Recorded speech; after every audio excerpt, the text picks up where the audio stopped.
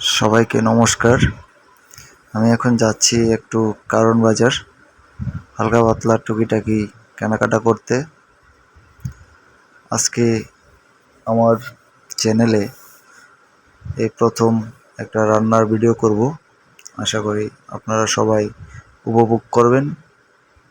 তো এখন আমি মুরগি কিনতে আসছি, তো মুরগিটা ক্রয় করি।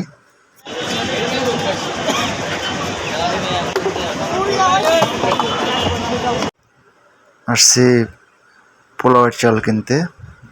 আজকে পোলাও রান্না করব। পোলাওয়ের চাল নিয়ে নিলাম দোকান থেকে। মরিচ কত করে ভাই? কেজি 100 আর ওটা এটা কত? কেজি 100 সবই 100? সবই 100 50।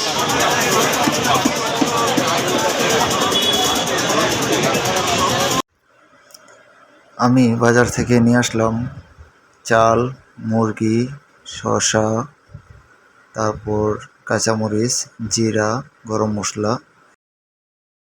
আমার ছেলে রিদভান বলছে যে চিকেন খাবে, তো রিদভানের জন্য আমি গেলাম কারণ বাজার থেকে চিকেন নিয়ে আসছি। এখন চিকেন রান্না হবে, আর সাথে হবে পোলাও আর পটল ভাজা। তো এটা দিয়ে আজকে আমাদের রাত্রের খাবার খেয়ে নেব। তো কিছুক্ষণের ভিতরে আমি রান্না প্রণালী শুরু করবো। আশা করি সবাই দেখবেন, আর লাইক করবেন, সাপোর্ট করবেন, সাবস্ক্রাইব করবেন, আমাদের সাথে থাকেন। এখন আমি রান্নার কাজে চলে যাব। তো প্রথমে আমি আমার মুরগিটা কেটে নিয়ে এখন ধুয়ে নিচ্ছি। মুরগিটা ভালোভাবে ধুতে হবে। তো মুরগিটা দিয়ে আজকে লাল কষা হবে, আলু দিয়ে একটু ঝাল ঝাল হবে। মুরগিটা ধোয়া হয়ে গিয়েছে, তো এখন আমি মুরগিটা ঝরা দেব, এবং পানিটা পড়ে গেলে আমি মশলা মাখিয়ে মুরগিটাকে ম্যারিনেট করে রাখবো। তো এখন কিছু আদা এবং রসুন বেটে নিচ্ছি, কারণ বাটা মশলার স্বাদ একটু ভালোই হয়, তাই মশলাটা বেটে নেওয়াই ভালো। আদা রসুন একসাথে করে আমি বেটে নিলাম। আমার বাটা শেষ হয়ে গেছে। আমি এখন আরও কিছু মশলা বেটে নিব, তো এগুলো আমি রেডি করছি। এখন শুকনো মরিচ দিলাম পরিমাণ মতো, কাঁচামরিচ দিলাম পরিমাণ মতো, তারপর জিরাও দেব পরিমাণ মতো। এখন তেজপাতা দিয়ে দিলাম টুকরো করে।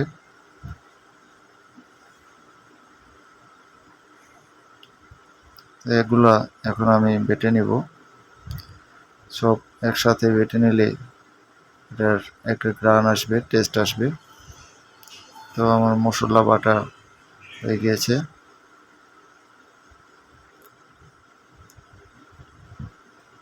হয়তো ভালোই জাল হবে। আমি পেঁয়াজ কেটে নিব পরিমাণ মতো। তো আমি যে বোটটার ভিতরে কাটতেছি পেঁয়াজটা, এই বোটটা প্রায় অনেক দিনের।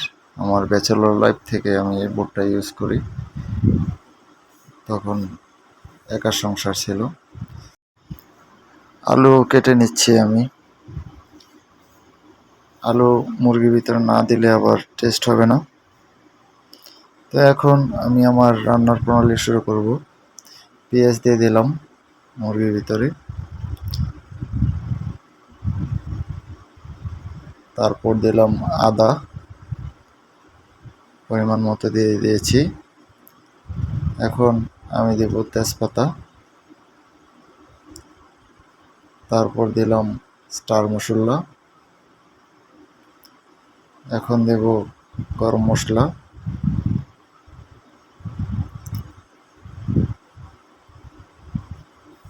এখন দিয়ে দেব সেই আমার বাটা কাঁচামরিচ আর শুকনো মরিচ মিক্স। এখন দিয়ে দিচ্ছি হলুদের গুঁড়া পরিমাণ মতো,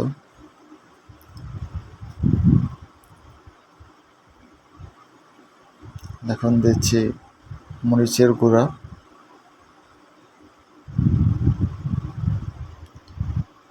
একটু মরিচের গুঁড়াটা বেশি দিচ্ছি একটু ঝাল হওয়ার জন্য, পরিমাণ মতো লবণ,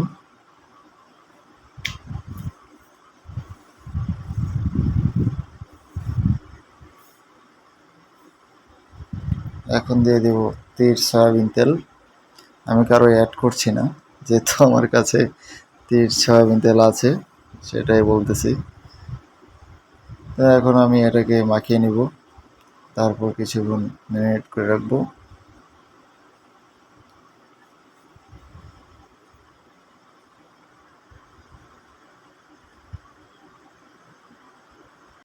আমি এখন আগুন জ্বালিয়ে নিলাম, তারপর কড়াই দিয়েছি, কড়াইতে এখন তেল দিয়ে দেব।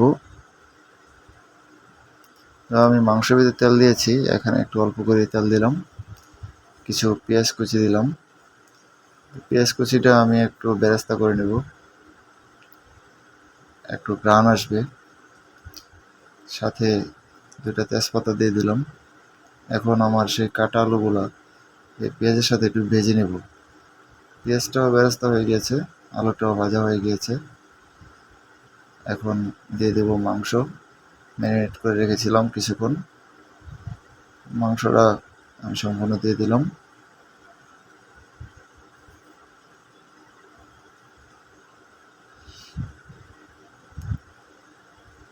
এখন মাংসটাকে একটু উল্টে পাল্টে দিব,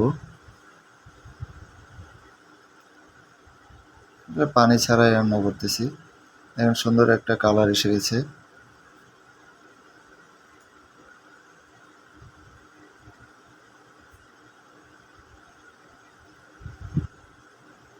আমার মাংসটা হাফ সিদ্ধ হয়েছে, কিন্তু দেখেন তারপরেও কি সফট হয়ে গিয়েছে।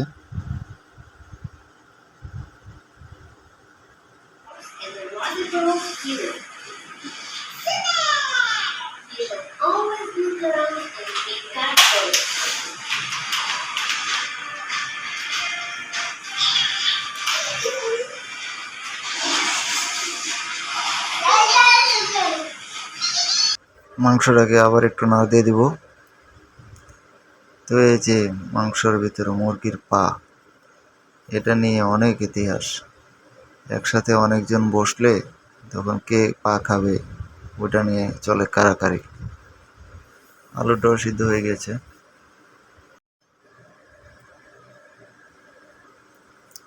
আর আরেকটা জিনিস, মুরগির কলিজা, মুরগির গিলা কলিজাও অনেকে পছন্দ করে। তারাও বাটি থেকে মুরগির গিলা কলিজি বেছে বেছে খেতে পছন্দ করে। এখন আরেকটু ঢেকে দিব। আমার রান্নার হাঁড়ি পাতিল সব এখানে রাখা আছে, এগুলো দিয়ে আমাদের সারা বছরের রান্না বান্না হয়। মুরগিটা প্রায় হয়ে গেছে, এখন আমি একটু জিরা দিয়ে দেব। লাস্টে একটু জিরা দিলে জিরার গন্ধটা মাংসের সাথে ভালোই লাগে। ঢেলে নিচ্ছি, আমার মুরগি হয়ে গিয়েছে। তো এরপরে আমি বসাবো পোলাও। পোলাও হয়ে গেলে তারপর পটল ভাজা। তো এখন এ পর্যায়ে আমি পোলাও রান্না করব, তাই হাঁড়ি বসিয়ে নিলাম। পরিমাণ মতো তেল দিয়ে দিচ্ছি পরিমাণ মতো পেঁয়াজ কুচি। এখন দেব তেজপাতা, একটু নাড়াচাড়া করব। এখন দিয়ে দিচ্ছি আদা বাটা, তার সাথে রসুন দেওয়া আছে। দিয়ে দিলাম কাঁচামরিচ।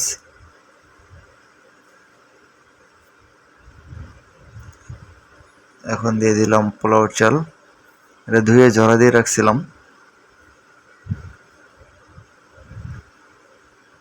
এখন এই চালটাকে কিছুক্ষণ ভেজে নিব।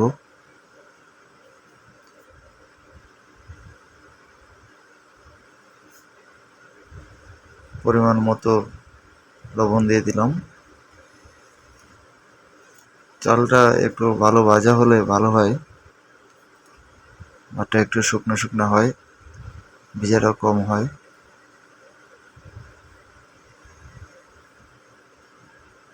হ্যাঁ, আমার ভাজাটা প্রায় হয়ে গিয়েছে। এখন দিয়ে দেব পরিমাণ মতো পানি।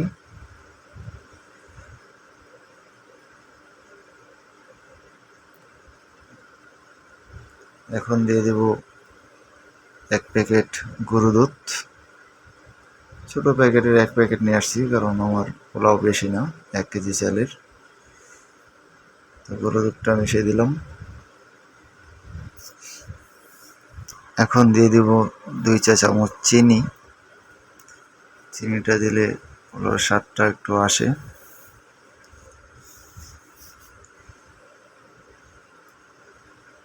ভালো করে ঢেকে দিব। চুলার আঁচটা একটু বাড়িয়ে দিয়েছি। আমার পোলাওয়ের পানিটা শুকিয়ে গিয়েছে, পোলাওটা প্রায় হয়ে গিয়েছে। এখন এ ফাঁকে আমি কেটে নেব একটু সালাদ। দেশি শসা একদম কচি, কাটলে এটা দেখতে পারবেন ভিতরে কোনো বিচিই নাই, একদম কচি শসা। শসাগুলোকে কেটে নেব।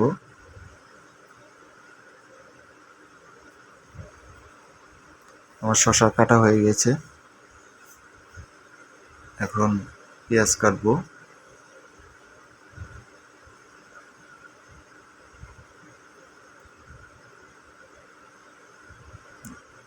আমার পেঁয়াজ কাটা হয়ে গেছে, মরিচ কেটে নিচ্ছি। এখন সব একসাথে আমি ঢেলে নেব আমার শসার সাথে।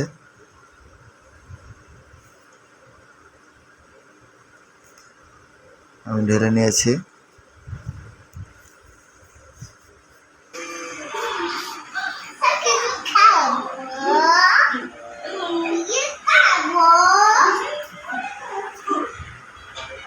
আমি রান্না করতেছি, এরা সবাই অপেক্ষা করতেছে কখন রান্নাটা শেষ হবে। আসলে সময় হয়ে গেছে, আমি রাত্রে রান্না শুরু করেছিলাম।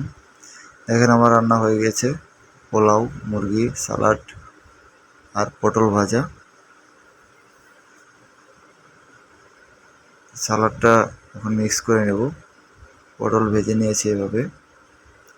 মুরগিটা একটু লাল দেখা যায়, মনে হয় ভালোই ঝাল হবে। সাথে একটু ঘি দিয়ে দিছি, রান্নার সময় দেয় নাই, পুরোপুরি দিয়ে দিয়েছিলাম। এখন রিদওয়ান খাবে, রিদওয়ান খেয়ে বলবে তার কেমন লেগেছে। আমি রিদওয়ানকে ভাত দিয়ে দিয়েছি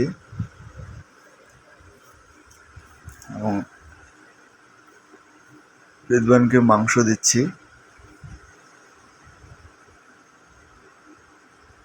রিদওয়ান অনেক উৎসাহী, কারণ সে বলেছিল সে চিকেন খাবে, তার জন্য রান্না।